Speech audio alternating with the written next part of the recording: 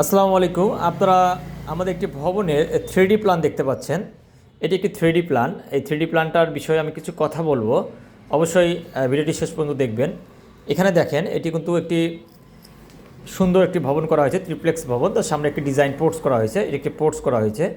এটি কিন্তু সিঁড়িঘর, এটি সিঁড়িঘর। প্রথমে আপনার ভবনে ঢোকার জন্য একটি সিঁড়িঘর, এদিক দিয়ে ভবনে প্রবেশ করতে হবে, এটি মেইন এন্ট্রি।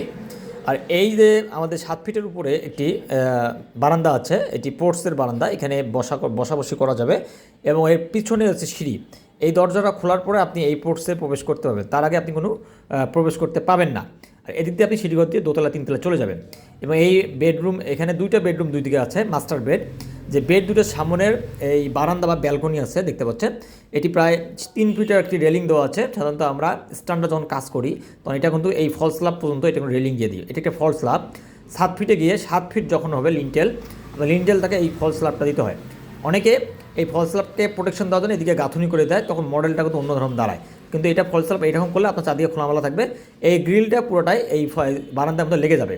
এবং দেখেন প্রত্যেকটা বারান্দার মধ্যে একটি গ্রুপ বিট করা আছে, 3টা করে বিট দেওয়া রয়েছে, 3টা করে বিট সৌন্দর্যবদ্ধ করার জন্য করা হয়েছে।